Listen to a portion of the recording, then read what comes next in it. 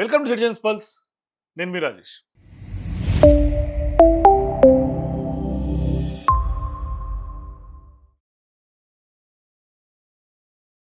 మీకు అందరికీ తెలుసు కదా, మనకు వెనకల ఉన్నటువంటి వ్యక్తి ఫేమస్ క్రికెటర్, మాజీ కెప్టెన్ అజరుద్దీన్.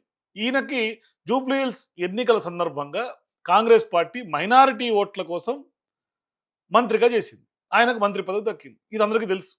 సో ఇప్పుడు ఆ యొక్క మంత్రి పదవి డేంజర్‌లో పడిపోయింది. మీకందరికీ డౌట్ రావచ్చు, మంత్రి అయిపోయాడు కదా, ఇంకా డేంజర్ ఏంటి అని. ఇప్పుడు ఆయనకు డెడ్‌లైన్ ఫిక్స్ చేశారు రేవంత్ రెడ్డి. అంటే 10 రోజుల్లోపు గనక ఆయనను ఎమ్మెల్సీగానో, ఎమ్మెల్యేగానో చేయకపోతే ఆయన మంత్రి పదవి రాజీనామా చేయాల్సినటువంటి పరిస్థితి. మరి ఎందుకు రాజీనామా అని కూడా మీకు డౌట్ రావచ్చు. ఎందుకు అంటే ఇవాళ అజరుద్దీన్‌ను గవర్నర్ కోటాలో ఎమ్మెల్సీగా నామినేట్ చేసేందుకు గవర్నర్ శివప్రతాప్ శుక్లా అభ్యంతరం వ్యక్తం చేస్తూ కొంత ఆపుకున్నట్టుగా తెలుస్తోంది. విశ్వసనీయ వర్గాల సమాచారం ప్రకారం ఆయన గతంలో హైదరాబాద్ క్రికెట్ అసోసియేషన్ సంబంధించి కొన్ని ఆర్థిక అవకతవకలకు సంబంధించినటువంటి కేసుల్లో ఈడీ విచారణ ఎదుర్కొంటున్నటువంటి సందర్భంగా ఇప్పుడు అజారుద్దీన్ని ఎమ్మెల్సీగా గవర్నర్ కోటాలో పంపించేందుకు గవర్నర్ గ్రీన్ సిగ్నల్ ఇవ్వకుండా ఆపుకున్నట్టుగా సమాచారం. అందుకోసమే హుటాహుటిన Revanth Reddy sir sir sir please please కొద్దిగా యాక్సెప్ట్ చేయండి అని వెళ్ళి బతిమలాడుతున్నట్టుగా తెలుస్తుంది. అయినప్పటికీ కూడా ఇంకా అంగీకరించలేదు. న్యాయ నిపుణుల సలహా తీసుకునే అవకాశాలు ఉన్నట్టుగా తెలుస్తోంది. ఆ యొక్క న్యాయ నిపుణుల సలహా తర్వాతనే ఫైనల్ డెసిషన్ గవర్నర్ తీసుకోబోతున్నట్టుగా తెలుస్తోంది. మరి ఇప్పుడు ఒకవేళ గవర్నర్ అజారుద్దీన్ గనక మరో 10 రోజులే డెడ్లైన్ ఉంది కాబట్టి ఆయన అంతకంటే లోపు ఎమ్మెల్సీగా యాక్సెప్ట్ చేస్తే ఆయన ఎమ్మెల్సీగా ప్రమాణ స్వీకారం చేయాల్సినటువంటి అవసరం ఉంటుంది. ఈలోగా ఖచ్చితంగా ఎమ్మెల్సీ కావాల్సినటువంటి అనివార్య పరిస్థితి ఏర్పడింది. మరి ఒకవేళ ముఖ్యమంత్రి రేవంత్ రెడ్డి ఆయన ఆదివారం రోజే గవర్నర్తో భేటీ అయినట్లు కూడా తెలుస్తోంది. పెద్ద ఎత్తున ఇవాళ గవర్నర్ కోటాలో ఎవరైతే కోదండరామరెడ్డి అట్లాగే అజారుద్దీన్ ఈ రెండు పేర్లను కూడా ప్రభుత్వం సిఫార్సు చేసింది. రాష్ట్ర మంత్రివర్గంలోకి ఇప్పటికే కొంత గవర్నర్ కూడా పంపింది. కానీ ఈ ఇద్దరి పేర్లను ఆమోదించాల్సిందిగా రేవంత్ రెడ్డి గవర్నర్ను కొంత రిక్వెస్ట్ చేస్తున్నట్టుగా తెలుస్తుంది. కానీ 10 రోజుల డెడ్లైన్ ఉంది. గతంలో అక్టోబర్ 31న అజరుద్దీన్కి మంత్రిగా ఆయన ప్రమాణ స్వీకారం చేశారు. నిబంధనల ప్రకారం చట్టసభల్లో సభ్యుడిగా కాకుండా మంత్రి పదవి చేపడితే ఖచ్చితంగా 6 నెలల సమయం ఉంటుంది. ఈ 6 నెలల సమయంలోనే ఎమ్మెల్యే కానీ ఎమ్మెల్సీ కానీ ఖచ్చితంగా ఎన్నిక కావాల్సి ఉంటుంది. అది ఏ కోటానైనా పర్లేదు. ఎమ్మెల్యే అయితే ఖచ్చితంగా గెలుపొందాలి. లేదు అంటే ఎమ్మెల్సీ అయితే మరి ఏ కోటాలో అవుతారనేది కీలకం. ఏ కోటాలో అయినా కూడా ఖచ్చితంగా ఆయనకి మంత్రి అయినటువంటి 6 నెలల్లో ఎమ్మెల్సీ కావాలి. చట్టసభల్లో ప్రాతినిధ్యం ఉండాలి. కానీ ఇవాళ అజరుద్దీన్కి ఈ నెల 30తో గడువు ముగుస్తుంది. అంటే డెడ్లైన్ కేవలం 10 రోజులు మాత్రమే ఉంది. ఈలోగా ఆయన ఎమ్మెల్సీ కనుక కాకపోతే మంత్రి పదవికి రాజీనామా చేయక తప్పనటువంటి పరిస్థితి. సో ఇటువంటి సందర్భాల్లో మరి రేవంత్ రెడ్డి గారు ఖచ్చితంగా ఈ 10 రోజుల డెడ్లైన్ ఎట్లా ఆయన మీట్ అవుతారు? ఎందుకంటే గవర్నర్ కోటలో ఉన్నటువంటి 2 ఎమ్మెల్సీ పదవులు కూడా ప్రస్తుతానికి ఖాళీగానే ఉన్నాయి. వాటిపైన గతంలో బీఆర్ఎస్ నుంచి కూడా కొంత వివాదాలు కొనసాగుతూ ఉన్నాయి. ఎందుకంటే కాంగ్రెస్ అధికారంలోకి వచ్చిన తర్వాత కోదండరాం అట్లాగే అమీర్ అలీ ఖాన్ పేర్లను కూడా మంత్రివర్గం సిఫార్సు చేసింది. దాన్ని బీఆర్ఎస్ పార్టీ నాయకులు న్యాయస్థానంలో సవాల్ చేశారు. ఎట్లా ఇస్తారు మీరు ఈ ఎమ్మెల్సీలు అని చెప్పి.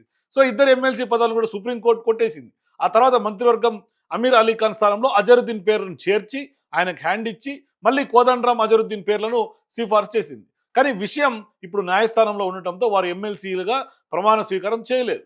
మరి ఇప్పుడు తెలంగాణలో ఎమ్మెల్సీల ఎన్నికకు సంబంధించి ఫైనల్ ఉత్తర్వులు అడ్డు కావని కూడా ఈ మధ్యకాలంలో సుప్రీంకోర్టులో తేల్చి చెప్పినటువంటి నేపథ్యంలో గవర్నర్ వద్ద పెండింగ్లో ఉన్నటువంటి ఎమ్మెల్సీ ఫైల్ అయితే క్లియరెన్స్ కోసం ఇప్పుడు సీఎం గవర్నర్ను కలిసి పదే పదే రిక్వెస్ట్లు చేస్తున్నట్టుగా తెలుస్తోంది. కానీ ఇప్పుడు ఈడీ కేసుల మీద న్యాయ సలహా తీసుకొని ఆ యొక్క ఇద్దరు ఎమ్మెల్సీల్లో కోదండరాం పేరును ఆమోదించేందుకు గవర్నర్ కొంత సానుకూలతగా ఉన్నట్టుగా తెలుస్తుంది. సో దీంతో అజరుద్దీన్ ఖచ్చితంగా చుక్కెదురయ్యే అవకాశం ఉంటుంది. మరి ఒకవేళ అటువంటి సందర్భాల్లో ఇప్పుడు అజరుద్దీన్ విషయంలో మంత్రి ఎవరైతే గవర్నర్ ఆయన కూడా సందిగ్ధంలో ఉన్నట్లుగా కూడా తెలుస్తోంది. మరి హెచ్సీ అధ్యక్షుడిగా ఉన్న సమయంలో జరిగినటువంటి ఆర్థిక అవకతవకలపైన ఏసీబీ కేసు నమోదైంది. దాని యొక్క వ్యవహారం నడుస్తోంది. 3 ఎఫ్ఐఆర్లు ఉన్నాయని కూడా గవర్నర్ సంబంధించినటువంటి కార్యాలయం ఇప్పటికే గుర్తించినట్లు కూడా తెలుస్తోంది.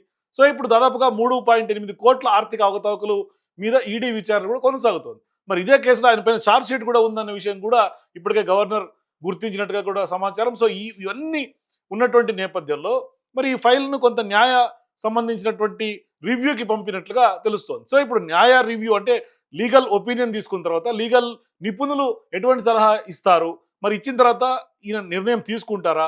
ఆయన మీద ఛార్జ్ షీటు, ఎఫ్ఐఆర్‌లు 3 ఉన్నాయి. ఇప్పటికే ఈడీ విచారణ ఎదుర్కొంటున్నారు. ఏసీబీ విచారణ ఎదుర్కొంటున్నారు. ఇవన్నీ ఉన్న క్రమంలో మరి గవర్నర్ యాక్సెప్ట్ చేస్తే ఎటువంటి పరిణామాలు భవిష్యత్తులో వచ్చే అవకాశం? ఎందుకంటే గవర్నర్ కోటా అంటే చాలా పకడ్బందీగా ఉంటే తప్పితే గవర్నర్ ఆమోదం తెలపడు. గతంలో బీఆర్ఎస్ హయాంలో కూడా సేమ్ ఇటువంటి సిట్యుయేషన్ వచ్చింది. తర్వాత కాంగ్రెస్ పార్టీ హయాంలో కూడా ఇటువంటి పరిస్థితులే వచ్చింది. గతంలో బీఆర్ఎస్ పార్టీ టైంలో కూడా కొంత గవర్నర్ రిజెక్ట్ చేసినటువంటి సందర్భాలు ఉన్నాయి. ఈ మధ్య కాలంలో కాంగ్రెస్ పార్టీ వచ్చిన తర్వాత కూడా ఇప్పటిదాకా యాక్సెప్ట్ చేసినటువంటి దాఖలాలు లేవు. మరి ఇవన్నీ తతంగం జరుగుతున్నటువంటి నేపథ్యంలో గవర్నర్ కోటా ఎమ్మెల్సీగా అజరుద్దీన్‌కి ఇచ్చి ఆయన మంత్రి చేసిన తర్వాత ఇప్పుడు ఖచ్చితంగా ఆయనకి మంత్రి పదవి డేంజర్ జోన్‌లో పడినట్టుగా చెప్పుకోవచ్చు. ఎందుకంటే ఇది అజరుద్దీన్ ఎప్పటినుంచో డిస్కషన్స్‌లో ఉంది. ఇదిగో అయిపోతది, అదిగో అయిపోతది అనుకున్నారు గానీ ఎక్కడ అయిపోయినటువంటి దాఖలాలు లేవు. ఇప్పుడు లాస్ట్‌కి ఆయనకి 6 నెలల మంత్రిగానే అజరుద్దీన్‌కి ముద్రపడే అవకాశాలుంటాయి. ఎటు తిరిగి ఒకవేళ ఎమ్మెల్సీ కాకపోతే మాత్రం ఫైనల్‌గా ఆయన మంత్రి పదవికి రాజీనామా చేయాల్సినటువంటి పరిస్థితి. అయితే ఒకవేళ ఆయన గనక రాజీనామా చేసే పరిస్థితి వస్తే మరి కాంగ్రెస్ పార్టీ ఆయన ఎట్లా అకామిడేట్ చేస్తదనేది ఒక అంశం అయితే, ఇక్కడ ప్లానింగ్ లేకుండా రేవంత్ రెడ్డి గారు మరి ఇటువంటి వ్యవహారాలన్నింటికి తెరలేపుతారు. ఎందుకంటే వాళ్ళకి జూబ్లీ హిల్స్‌లో మైనారిటీ ఓట్లు కావాలి. ఆ టైంలో అజరుద్దీన్ మంత్రిగా చేశారు. బాగుంది. తర్వాత ఆయనకు పదవి ఉంటేంది, పోతేంది. కాంగ్రెస్ పార్టీకి వచ్చిన నష్టమే ఉంది. అజరుద్దీన్‌కి నష్టం కదా! మరి ఇప్పుడు ఆయనకు మంత్రి పదవి కేవలం ఓట్ల కోసమే చేశారు అన్న విమర్శ తెలంగాణ రాజకీయాల్లో ఉంది. ఎప్పటినుంచో ఉంది.